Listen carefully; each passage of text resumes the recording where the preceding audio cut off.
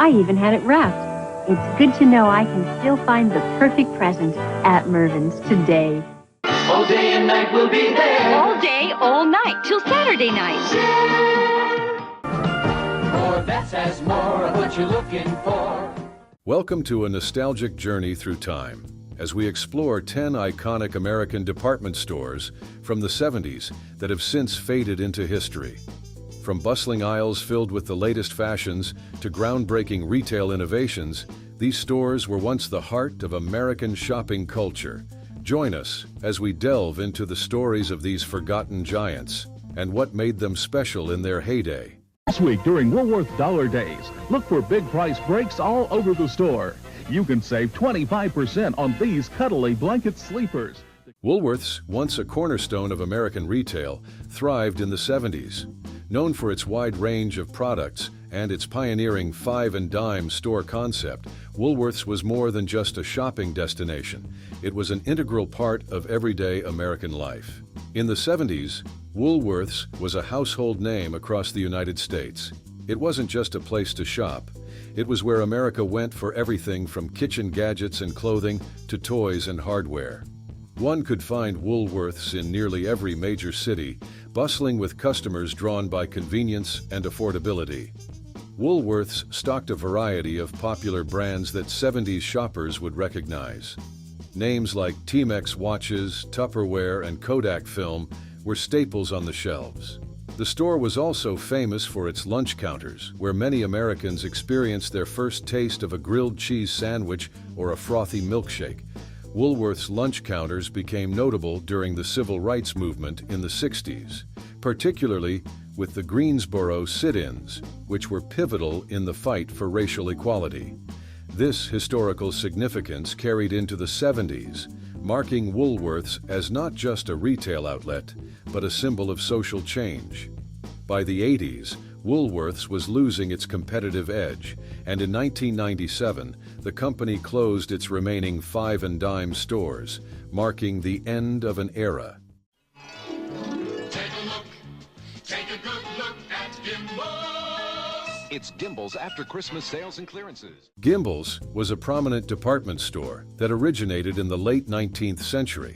By the 70s, it had grown into one of the largest department store chains in the United States, known for its wide product range and competitive pricing. During the 70s, Gimbels was at its peak. The store was famous for its slogan, "Select, Don't Settle at Gimbels," which appealed to savvy shoppers looking for quality and value. It carried a variety of popular brands, from fashion labels like Calvin Klein and Ralph Lauren to electronics by Sony and Panasonic. Gimbels was also known for its extravagant Thanksgiving Day parade in New York City, rivaling Macy's parade and drawing huge crowds. Gimbels was innovative for its time, introducing the concept of the bargain basement, which became a hit among bargain hunters. The store also played a significant role in the community, sponsoring events and contributing to local charities, making it a household name beyond just shopping. The pressures became too great for Gimbels, and in 1986, the company decided to close its doors. The Gimbels name was sold, and the stores were either closed or converted into other retail outlets, marking the end of an era for a once dominant retail giant. Reduce $30, save $80 on the pair, where energy and money-saving appliances come to Montgomery Ward. Montgomery Ward, founded in 1872, was a pioneer in mail-order service and had grown into a retail powerhouse by the 70s. Known for its catalog sales, Montgomery Ward adapted to the retail store model, competing directly with other department store giants.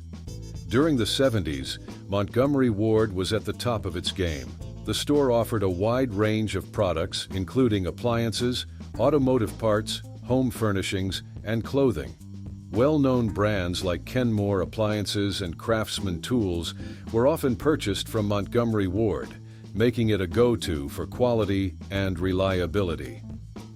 Montgomery Ward's strategy was straightforward: provide a broad assortment of goods under one roof at competitive prices. This approach made it a popular shopping destination, particularly in suburban areas where large stores could easily be accommodated. Montgomery Ward eventually filed for bankruptcy in 2000 and closed its doors permanently in 2001. Its decline was attributed to several factors: stiff competition, failure to adapt to retail innovations, and a shift in consumer shopping habits. I even had it wrapped. It's good to know I can still find the perfect present at Mervyn's today. Mervyn's began as a single department store in San Lorenzo, California in 1949. By the 70s, it had blossomed into a popular regional chain. Known for its affordable clothing and home goods, Mervyn's carved out a niche in the growing suburban landscapes, especially in California. It expanded rapidly, opening multiple locations across the United States. The store catered primarily to middle-class families, offering a wide range of products from reputable brands. Customers could find Levi's jeans, Converse sneakers, and Samsonite luggage, all under one roof.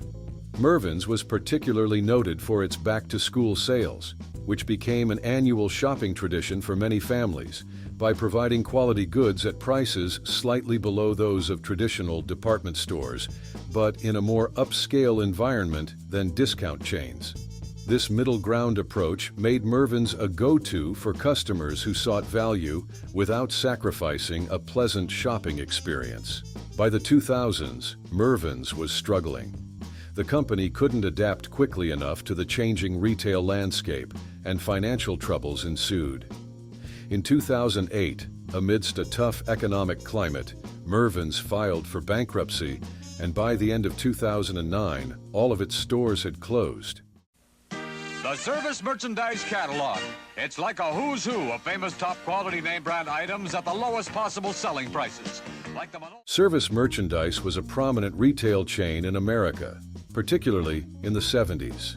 Founded in 1960 by Harry and Mary Zimmerman as a small discount store, it evolved into a unique catalog showroom format. By the 70s, it had become a popular destination for shoppers looking for jewelry, electronics, and household items. Unlike traditional retail stores, Service Merchandise operated as a catalog showroom.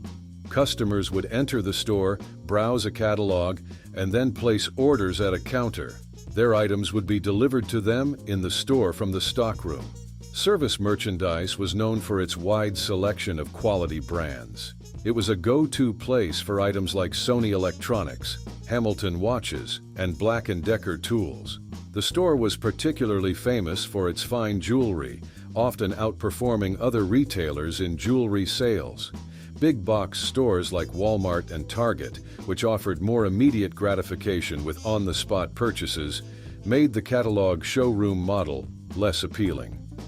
The advent of e-commerce also played a role in its decline.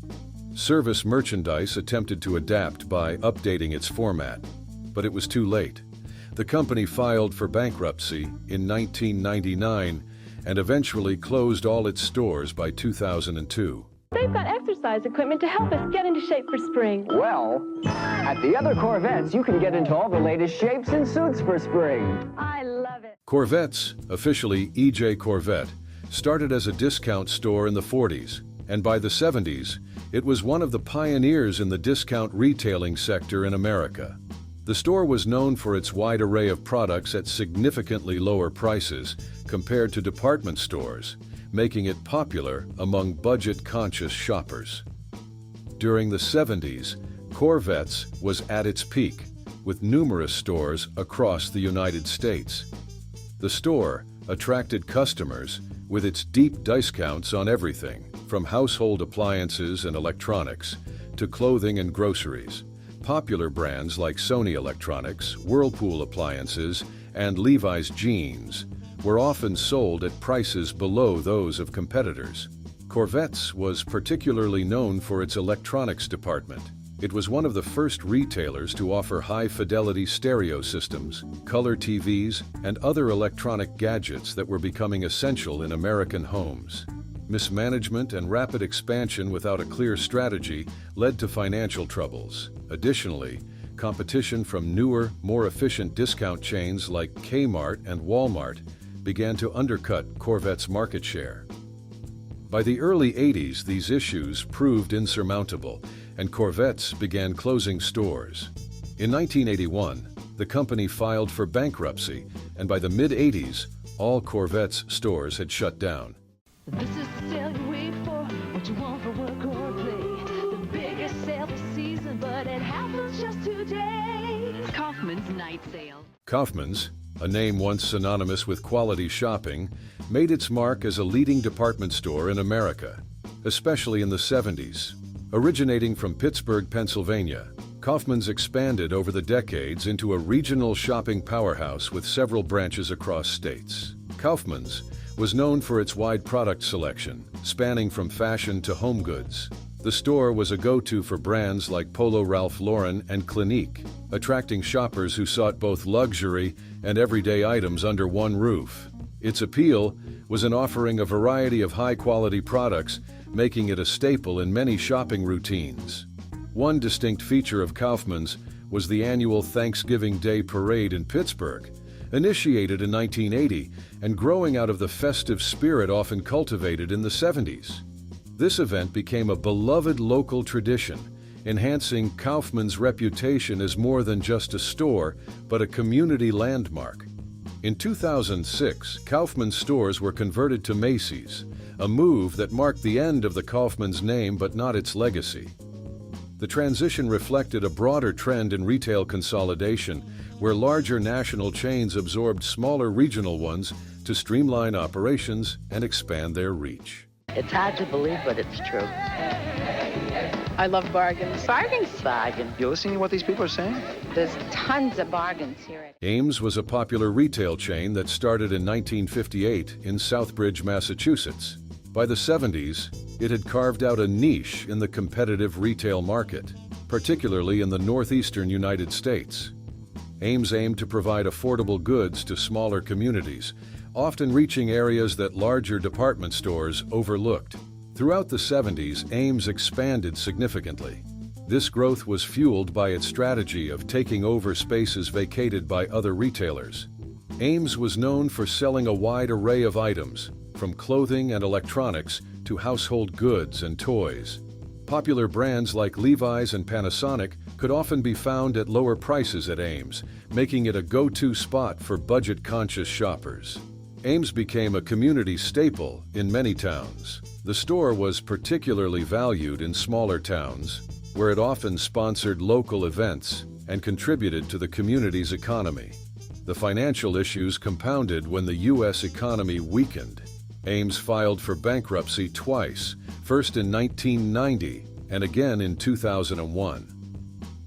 Unable to recover from its financial troubles, Ames closed all of its stores in 2002, ending its more than 4 decades of operation.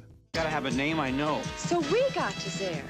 Get it all, get it all. It's gotta be a real value. Get to Zayre and get it all. Zayre was a popular discount store in America during the 70s. Launched in 1956 in Hyannis, Massachusetts, it quickly expanded across the country. By the 70s, Zayre was known for its slogan, "Fabulous department stores," and aimed to offer quality goods at lower prices. During the 70s, Zayre became a go-to spot for families looking for deals. The store was stocked with a variety of items, including clothing, electronics, toys, and household goods. Popular brands like Fisher-Price Toys, Sony Electronics, and Levi's Clothing could be found at discounted prices. Zayre was especially known for its seasonal promotions around back-to-school and holidays, drawing big crowds looking for bargains. Zayre stores were large and warehouse-like, focusing more on the volume of goods than on fancy displays. This no-frills approach helped keep costs low and savings high. Shoppers appreciated the straightforward layout, which made it easy to find what they needed without unnecessary fuss. In 1988, Zayre's parent company decided to shift focus and sold the Zayre name and stores to the Ames department stores chain. This marked the end of Zayre as a brand. However, the legacy of Zayre did not completely disappear. Its parent company, Zayre Corp., rebranded itself as TJX Companies, Inc., which today operates TJ Maxx, Marshalls, and Home Goods, continuing the mission of providing quality goods at low prices.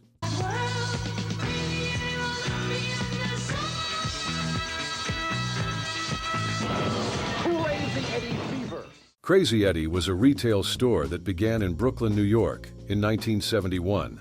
Known for selling electronics, the store gained fame for its aggressive pricing and memorable marketing campaigns. The founder, Eddie Antar, capitalized on the growing demand for consumer electronics, offering competitive prices on televisions, stereos, and later, video cassette recorders. Crazy Eddie's marketing slogan, "His prices are insane," became iconic, delivered in high-energy TV and radio ads. These ads not only promoted the store, but also became a cultural phenomenon in the New York City area. The store's atmosphere was bustling, with salespeople eager to offer deals that seemed too good to pass up. During its heyday, Crazy Eddie was the go-to place for the latest electronics. Brands like Sony, Panasonic, and JVC were prominently featured, often at prices significantly lower than competitors. Despite its popularity, Crazy Eddie's downfall began in the late 80s. Due to internal financial mismanagement, the company was involved in massive accounting fraud, leading to inflated stock prices and embezzlement. Legal battles ensued, and the scandal was widely covered, tarnishing the brand's reputation. Operations ceased in 1989 after filing for bankruptcy. We've just taken a look back at 10 American department stores from the 1970s that are no longer around. It's amazing to see how much things have changed since then. If you liked this video, hit that like button, subscribe, and ring the bell for more cool history content.